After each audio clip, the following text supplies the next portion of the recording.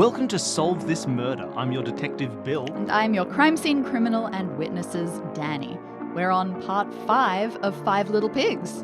In part 4, I learned that after the tempestuous lunch, Meredith Blake took all of the house guests on a tour of his laboratory.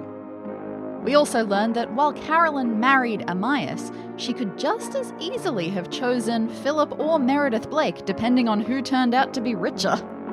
And then finally, I went to see, for the first time, the possible catalyst of the whole situation. Elsa Greer, now Lady Dittersham.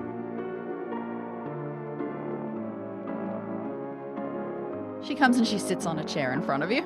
Yeah, okay, so she seems distraught and broken, and I think she loved Amias forever, and she hasn't lived a day since his death. That's my thought. Distraught is an interesting term like a for shell it. of a woman. That's much more appropriate, yes. Like a woman who exists only for tax purposes. Oof. A shell of a woman. I get it. Oh, I feel so bad about Elsa now. Everyone's been so like, she's a gold digger, she's been moving, like she seems really broken down. This is terrible. I don't feel good about this mystery at all, Dani.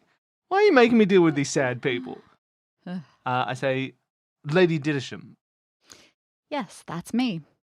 What can I do for you? I am very sorry to bring this to you, but I'm going to need to dredge up old wounds. I assumed as much. You think I didn't do my research? On me? Yes. Aw, thank you. No one's ever researched me. It's completely fine. I'm not sensitive about the issue at all.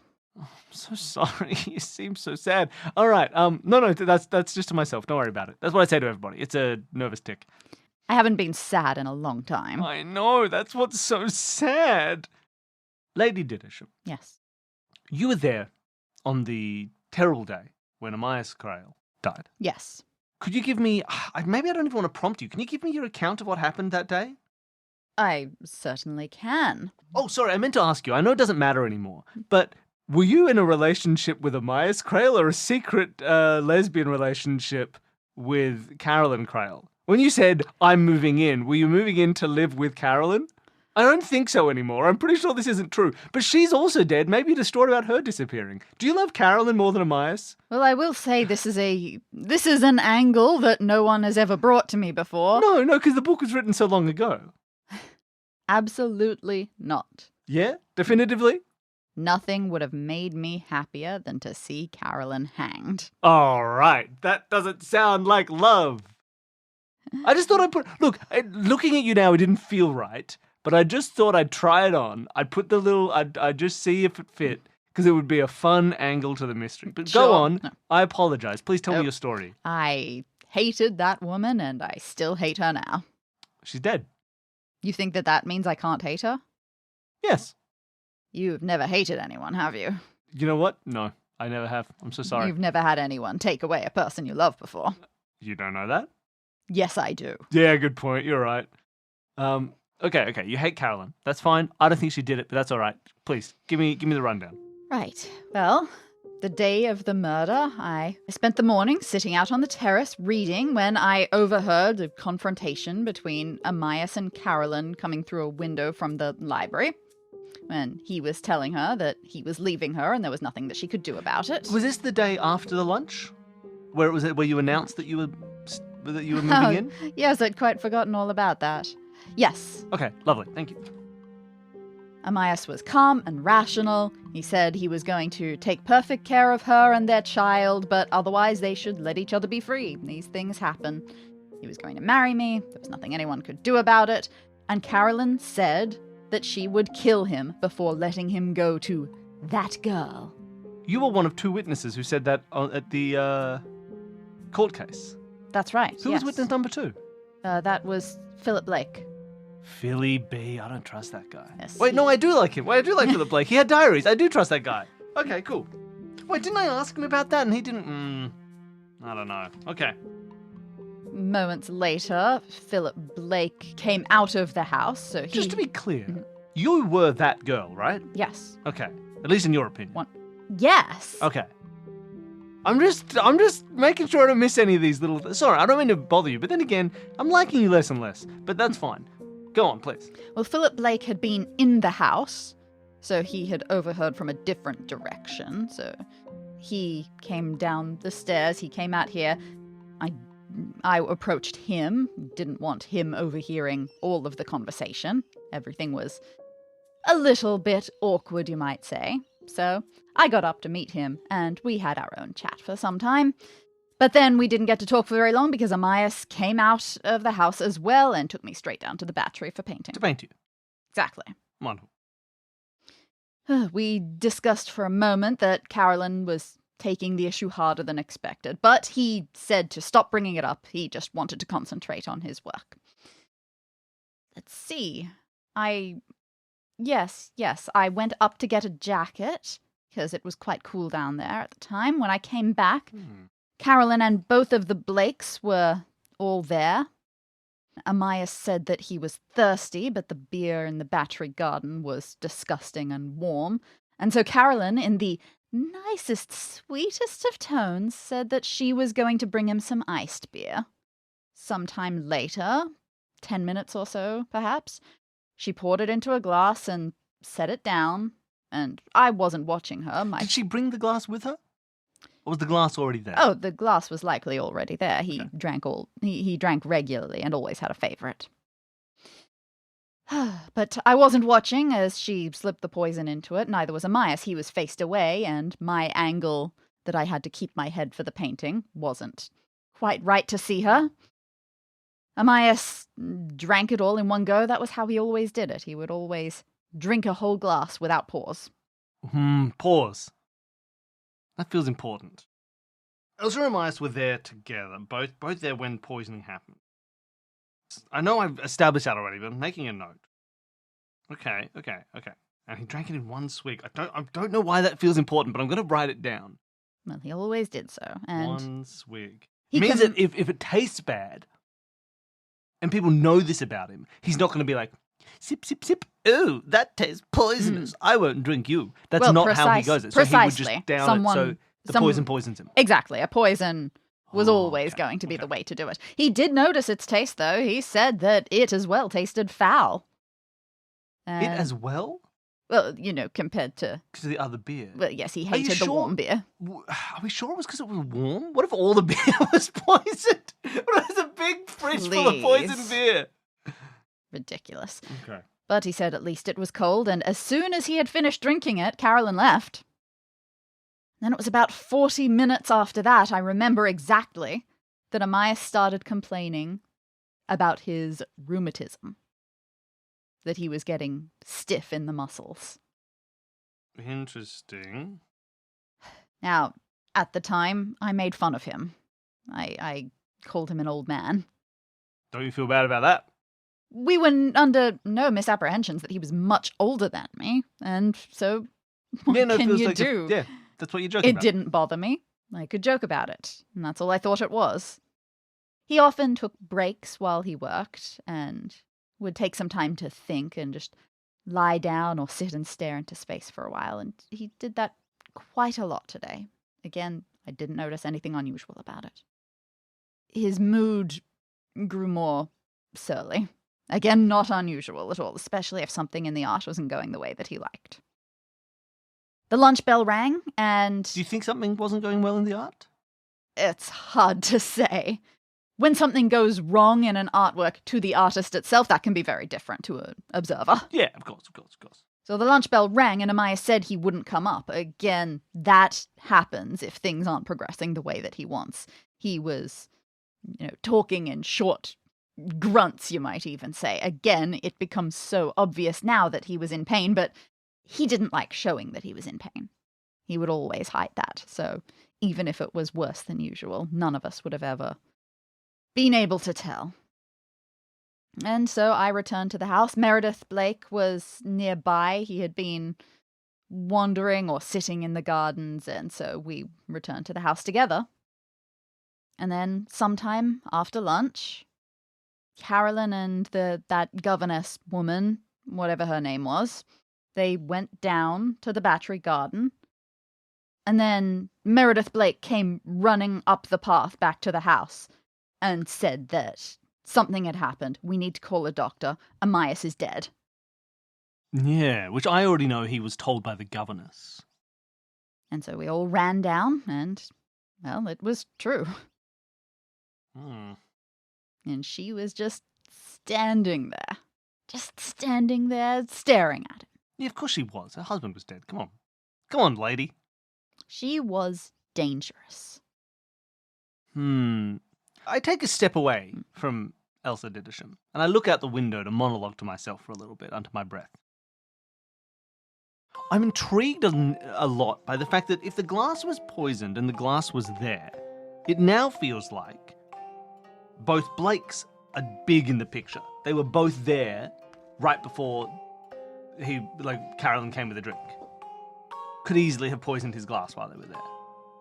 I'm also now vaguely intrigued, now that I have such a specific timeline from Elsa, to read up a little bit more on the effects of hemlock. I know that Meredith knows a lot about hemlock, but I probably don't want to get that info from him.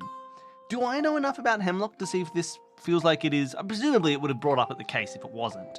That Yeah. a 40-minute time frame, stiff muscles, into pain, into a couple hours later being dead? To the best of your knowledge, it could well be believable, but when you are dealing with a man who doesn't like to talk about his own pain, that could be It's tough, more yeah. difficult. But it doesn't feel ridiculous. It's not like, wait, It's not hemlock- outrageous. It shouldn't take hemlock 24 operates- hours or something. Yeah, either 24 hours or 2 minutes. Correct. Okay. So this is a reasonable parthenogenesis for hemlock. Okay. What do I want to ask Lady Dittish? It was quite... Okay, again, this is one of those things where it feels like I'm finding like a flaw in an argument, but I don't really believe it. Like, I had to get a jacket because it was so cold. But then he asked for a cold beer. Why would he ask for a cold beer on such a cold day? You can ask her that. I ask it. Why ask for a cold beer on a cold day? Why not be a proper British man and drink a warm beer? You haven't seen what I was wearing in the painting, were you? No, actually, I haven't seen the painting. I was going to ask you about this. Do you have the painting? Oh, me? No. Who does? I believe Meredith Blake acquired it. Meredith! Okay, everyone's making me talk to this poison head. I have to go. Okay, Meredith has the painting. He wanted to stop it going public. He wanted... honestly, I think he wanted to protect me a little bit. Protect you from what? The attention. I was 19. God, you were 19. Far out. Elsa? No, What do you think about Angela? That's a character that exists. Angela. What do you think about Angela? Angela. You were Yes, 19. She was 15. You're closer in age than anybody. It's funny to put it that way because we might have been close by the numbers, but as far as our lifestyles went, most certainly not. We could not have been further apart. I understand that compared to some of the other people in this story, it sounds like I was a child.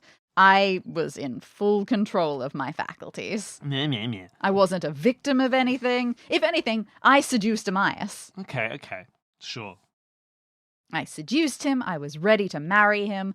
I was grown up. Nothing screams grown up like saying I was definitely grown up.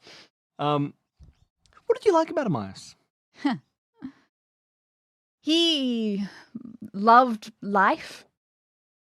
That's really it. And that's what's so unjust about the fact that he's gone. It was outrageous. He and Carolyn weren't happy. They always fought. But he was fascinating. What we had was... It wasn't even happiness. It was so much deeper than that. It was a little bit frightening. It was the passion that made you feel alive. It is what I have lost. Yeah, I get it. I have a question for you. Philip, Meredith, the two bikes. Okay. What was your relationship with them? Philip, I didn't interact with very much. He seemed rather a stupid man.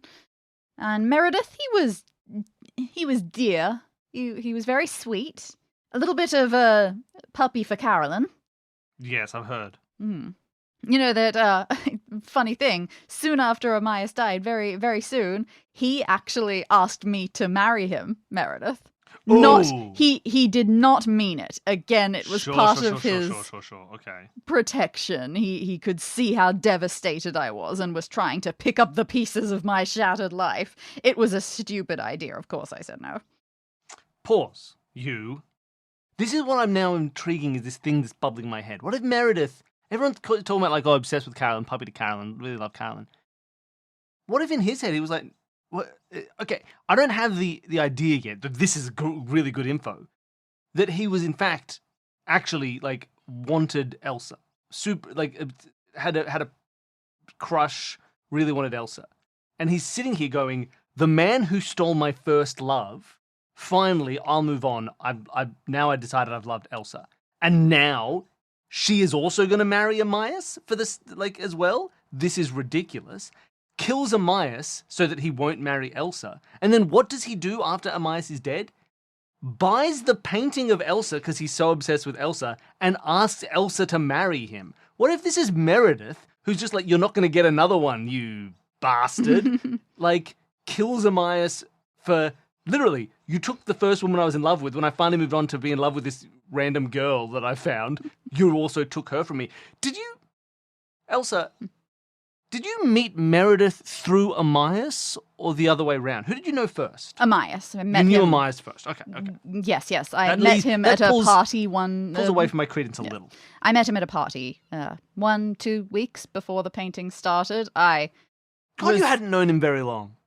I was immediately entranced by him. Soon as I had met him, I sought out all his paintings. I looked at everything he had ever done, and then I met him again and insisted that he paint me. There's something to this theory, but I need to see Meredith and be like, what do you think about Elsa? And have him go, Elsa, my love. Oh, she's the most gorgeous woman in the world. I'm Meredith Blake, and I loved her. That's what I need, but I don't have that yet. But that's an interesting angle as well. There's so... These people, there's so many, like, flims and floms about them, you know? I hope you know what I mean. He asked to marry you, but you don't think it was serious? No. I think it was protectionary. Yes. Oh, would he have done it? Most certainly. I was meant to marry a man who died, who was murdered by his wife. It was trying to shelter me from life. Yeah. You've seen the sort of... Well, no, you haven't seen the sort of man Meredith is. No, I haven't. I'd really love to go and see him, because I need a picture of who he is, because he's so key to all of these webs of who's protecting who and who's jealous about who and who's... I got to talk to Meredith. He is a man who hermits himself away. He doesn't want confrontation. He doesn't want the world to come in. He wants to sit and toy around with his books. He's the opposite of Amias, you might say. Okay. I have a question for you. This is an important question I'd like you to recall. It's not hard to recall, but it's important. You were being painted. Mm-hmm. With Amias. Yes, painting I can you. Tell you a lot about that Carolyn process. is there bringing a drink. Mm-hmm. Pours it into a glass. Yes. Amias drinks. Mm-hmm. Were you also drinking that day? Was there a glass that was yours? No, certainly not. I was cold. Okay, so there was no glass that belonged to you. Correct. That's interesting. So no, it doesn't really feel like anyone was trying to poison Elsa. I say to the audience. I wish. You wish they were trying to poison you? When something like this happens, you consider all of the possibilities. I won't lie. After it happened, I did consider taking my own life, but I couldn't give her the satisfaction of that. I couldn't admit that everything was over. So I kept trying to move on. It didn't seem to work super well. You seem pretty distraught and caught up. Yes, I married an aviator and then an explorer. I was going to say, is Lord Dittersham an aviator? No, he's a poet. It turned out that the artistic temperament can come in many different forms, and I wanted adventure, I wanted big things, and this is where I have landed. Describe to me the artistic process. How was the painting going? Maybe this will give me some insight into what was going on. Well, at first he said no because I was pretty and he didn't paint pretty people. But I managed to dissuade him of that. Look how ugly I am! Look at me from this angle. I'm going to pull a weird face. I think that what he realized after a conversation with me was that, obviously, I was pretty, I'm not going to deny that, but that there was more to me than looks. And that there could be something different and dangerous and flamboyant, maybe even a little bit crude about me at the time. And that was what he was interested in bringing out. He did tell me right at the start that he had a wife that he adored. But he also said that if he painted me, we would likely... Oh, really? He was just like, I love my wife, but if I paint you, we're going to sleep together. Yes. All right, what a weird dude. Okay. I was completely comfortable with that. We painted together, getting closer, for barely over a week, 10 days at most. And then he sent me away. That's interesting. Because he was becoming so obsessed with me that it was hard to even focus on the painting. His life's work was painting, and he couldn't even concentrate on it. So he sent me away. But then, only a couple of weeks after that, he showed up at my door in London. He looked ragged, and he said it wasn't working. He couldn't be away from me. He stayed with me for a few weeks, and it was at that point that the inspiration came back to him and he was able to paint again, so I came back. And that was when you came back for the painting sessions that led to his death? Yes. How long had you been there? How many days? Was that just the 2 days? Or had you been there on the island for a few days? Some days at that point. We talked incessantly about him leaving Carolyn and how the process should take place. He would brush off concern, said that he didn't think that she would cause any fuss. But, of course, you never know. She wasn't a calm person or a reasonable person, and, I will admit she definitely loved him. But we couldn't predict her entirely. In fact, he did seem very distantly afraid when we discussed it. I wonder why, I ask you, audience. Why was Amias consistently, we've heard that he just didn't think it would be an issue? Like, she'll be fine with it. And Philip says she seemed fine with it for a while, she seemed like she brushed it off like it was. Obviously, people's idea of her not being fine with it is that she killed him. I don't think she killed him. What was the dynamic there? Maybe Meredith will know. He absolutely refused to be honest with her about the situation. He told me to shut up about it. He grew quite antisocial due to how obsessed he was with this painting, but it all just played into his genius.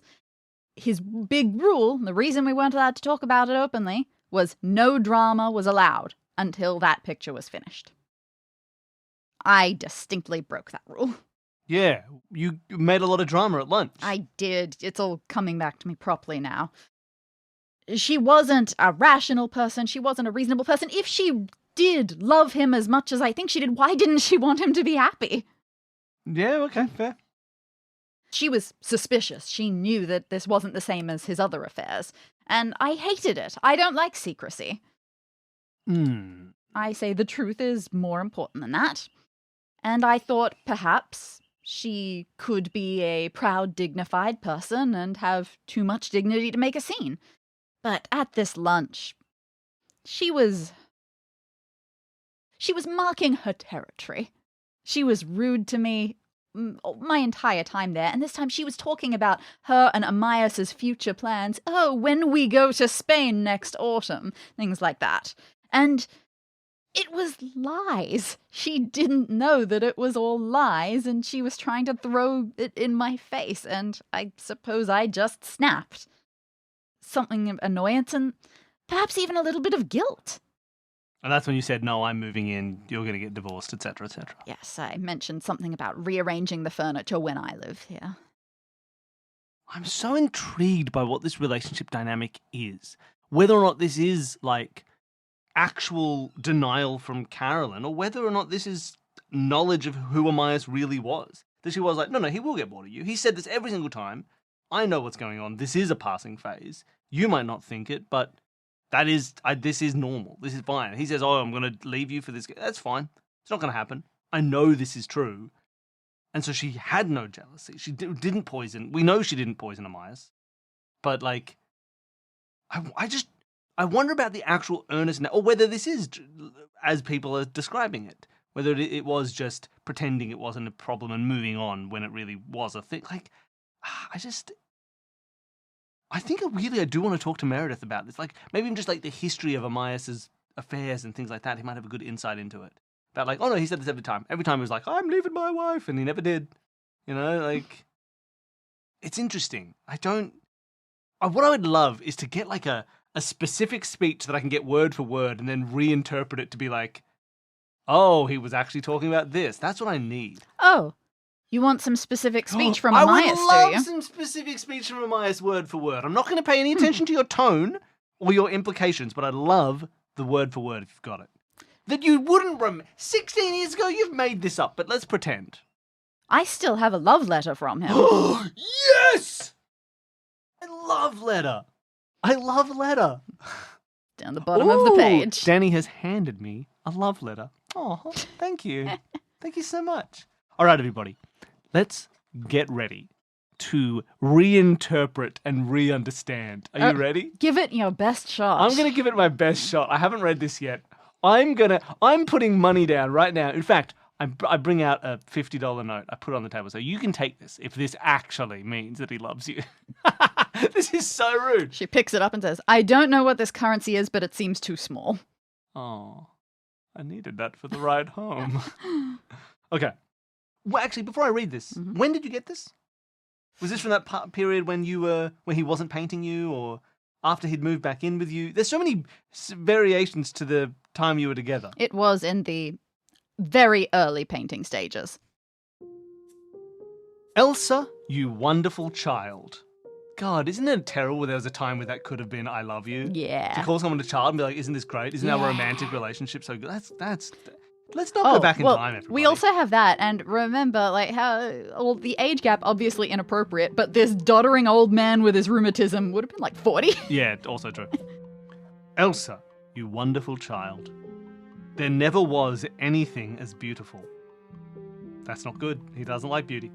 And yet, I'm afraid I'm too old. A middle-aged, ugly-tempered devil with no stability in me. Don't trust me. Don't believe in me. I'm no good, apart from my work. The best of me is in that. Don't say you haven't been warned. Hell, my lovely, I'm gonna have you all the same.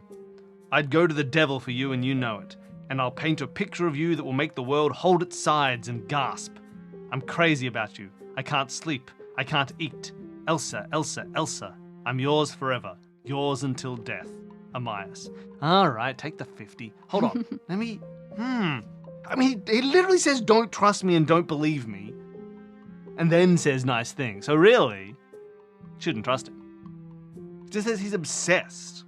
It's such an obsessive letter. I'm gonna have you all the same. I'd go to the devil for you and you know it, and I'll paint a picture of you that will make the world hold its sides and gasp. I'm crazy about you. I can't sleep. I can't eat. Elsa, Elsa, Elsa. I'm yours forever. Yours until death. Amias. Like, I could also picture this just happens when he paints someone. And Karen was like, look, idiot, go finish the bloody painting so we can get this woman out of our lives. And that in her idea, as soon as the painting's over, all this would disappear. That she thinks, look, just finish the painting and you won't divorce me and you won't leave me for her. You'll get over it when the painting's done. That's what you do, Amias. You know, like, I can almost picture her sending him to, like, go and live with her for a few weeks, get the painting done, come back and be a normal person again. You know, like... I could picture that dynamic existing. I just don't know if it does. Oh. Is there a hint here? Is it a puzzle? E-A-D-O-H-P-Y-D. Those are the first letters of each line. Edo happied. Oh, he sounds happy. He's so happy. No. Did he write this? I mean, he must have. I know that you only have my word for it, but he absolutely wrote that. Anyone could confirm it. How interesting. Is there a hint, a clue, an idea in here? Something that I could misinterpret, that I could read a different way? I'm too old. I'm middle-aged, ugly-tempered devil with no stability in me. Don't trust me. Don't believe in me. He tells, like... Why did you trust him if he told you not to trust him? Why did you think he was going to leave his wife for you when he's like, don't believe me? I'm just a broken weirdo. He didn't say anything of the sort. He wrote this, and we continued to grow our relationship, and then that part changed. He was going to leave his wife for me. We talked about it repeatedly, earnestly. Like I said, I don't know how much of this kind of intensity of love you have ever felt. In real life? Yes. In Bill Billingham the detective? No, been alone forever. There are some things that you just know. Okay. I'm yours forever. Yours until death. Maybe your death. Okay. Oh, interesting. A note. A love letter. Interesting. That's a third little pig. This little pig, I don't know. Went wee all the way home. Because she's sad. Go wee. Okay, well, thank you, Elsa. I think I'm done talking to Elsa. I don't think there's anything new to get. I think I have to talk to Meredith. I think he'll give me some insight into these dynamics. Oh, and of course, Angela. I haven't talked to Angela. True. Oh, okay. God. Oh, who do I talk to next? Okay, I've got 2 more pigs to pig out with. One of them is Meredith. Meredith the Poison Man. Meredith the I might have loved Elsa, I might have loved Carolyn, I might have hated Amias, and I have the poison, and I called to set myself up an alibi about not having the poison anymore, and I'm Meredith. He's Meredith. And I've known Amias for a long time. I can tell you about his history. Oh, Philip could also tell me a little bit about his history with and how his previous affairs went. I could get a bit of an angle off Philip. You did already get from Philip that he thought that this one was different. He did think it was different. Okay. Angela, on the other hand, gives me maybe a bit more of a sympathetic insight into Carolyn, which I haven't really had yet. But Meredith might give me the same thing. Angela might remember... there's this whole dynamic between her and Amias that is mentioned but not delved fully into by all these other people, that she was a prankster and he was a pranky. I think... Look, I know people are going to get mad at me for possibly talking to the killer as the final person, if that is how it's going to work out. But... this is a talking one. There's plenty of time to talk to everyone. I want to talk to Angela first. You might be mad at me for not talking to Meredith until the end. Maybe you've all been waiting for me to talk to Meredith, who's obviously guilty. But maybe not. Who knows? But I think to get a bit of context on Carolyn and a different view on everything, I want to change it up. I'm going to talk to Angela. Can I get in contact with geographer/explorer extraordinaire Angela? You can search for her. And as it turns out, very soon, within the hour, she is going to be giving a lecture nearby. Oh, I could go to a lecture. You go to one of her lectures, and she is essentially describing one of her geographical adventures. She does it in a very clear, clean-cut way. She has a good, precise, clear way of talking. Quite technical. She's very interested in the objective facts. She doesn't romanticize it. She doesn't sound like some sort of dodgy scammer about it. Come on, romanticize it a little. This isn't a human interest story. This is about fascinating geography. I went to the coast. I saw 14 types of crabs. I will now name the crabs and describe their legs. The beach crab, 10. 10 legs, each one spindlier than the last. The forest crab, walked down to the beach, confused it with a beach crab. The sand crab, hard to see, the size of a grain of sand, 10 legs. She sounds really quite happy about it, though, as she does. So she clearly likes what she does. I like Angela. So you watch it, it's pretty engaging. She leaves, audience of students claps, and then you go down to meet her afterwards. I very slowly clap in the audience once everyone else leaves. Everyone leaves, I'm still slowly clapping until she notices. So you now come face to face with Angela, now 31 years old. You take a look at her. You do take a look at her face, if you recall. Yeah, I walk in from one side and I see if she notices me. She does have some sort of, like a little bit of scarring on her right cheek. Her bit of her eye is drooping a hint at the side, but coloring and everything of the eye, you couldn't tell that she has no vision in that eye. Okay. But apparently that's true. She doesn't seem like she even notices a problem. It doesn't seem like it's really impeded her. Sure. She's had it for long enough, like basically her entire life. So she doesn't notice it so much anymore. So you try to sneak up on her sideways, it does not work. Fair. I say, Angela. Hi, yes, Warren. Still? Warren? Yeah. Warren, lovely. You never know, I don't know if you got married and changed your name. Oh, definitely not, no. Wonderful. I'd like to talk to you about something. Mhm. If you Absolutely. take a seat for a second here. Yes, any questions, comments? I'm I take it so all on sorry. board. This has nothing to do with your lecture. Oh, Nothing to do with geography. oh, This is a history question. A personal history question. A question that delves into the darkness of your childhood. I will take you back 16 years. Come with me on a journey into your subconscious and your memory as we delve into the murder of Amias Crail. Oh, okay, yes, I suppose that does make sense. I was very confused about you talking about my dark childhood. My childhood was quite lovely. Well, it wasn't when bad things happened. No, that's... I know of at least 2 bad things that happened in Oh. your childhood. Well, I was quite sheltered from that one, you understand, so I might not be the best person to talk to about it, but I'll do what I can, I suppose. Why? Well, I'm investigating this murder. I know it's 16 years old. We had a lot of backlog, and I've finally gotten around to this one. That's nonsense. It is nonsense. I'm investigating the murder on the behalf of one young girl whose name... Oh, Carla! Carla. My niece. Your niece Carla, yes. I haven't seen her in so long. She asked you to look into the murder. What? Yes. To exonerate Carolyn.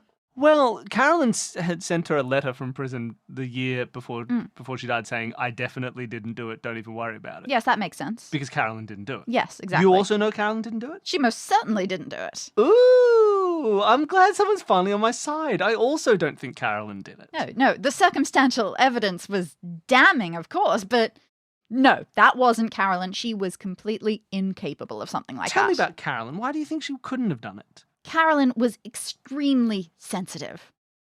You probably have heard, I assume if you've been investigating this, you heard that they used my injury as a reason to show that she was volatile and capable of great harm. Oh, that came up in the court case. Yes, of course. I it heard sounds like about that. She hurt you when she was 19. You were a baby. She went, I hate this baby, and then kicked you in the face over and over and over again. Wah, wah, wah. All right, sure. Oh, she said it. She said it. I know which piggy she is. Yes, it was a terrible moment, but I know she knows that she certainly did come close to killing me. She realized that. She did not recover from that, ever. That, the horror, the remorse that you can get for that, from that point, she hated violence. And she wanted to protect you and felt guilty towards you? I absolutely acknowledge that she spoiled me. Interesting. Oh, stop existing. Pooh! You're out. This is backing up my idea that if Carolyn thought Angela did it, she would go to prison to protect Angela if she thought Angela did the murder with the poison that she put their fingerprints on the bottle of. She would do it. I'm glad there's some strengthening for this argument that I've been making early on. You're back. You exist again. Please continue. Well, obviously, everyone, they also used the fact that Carolyn and Amias argued and fought all the time to say, yes, look, they hated each other. No. Carolyn thought that if she overcompensated with horrible, violent speech, it would mean that she would be less likely to commit violent actions. That's why she'd say that she'd kill him all the time. Okay. I mean, there's something there. I'm not super keen in, but all right, that's okay. Abhorred violence, loved screaming. So you don't think she was capable of killing? Absolutely Amias?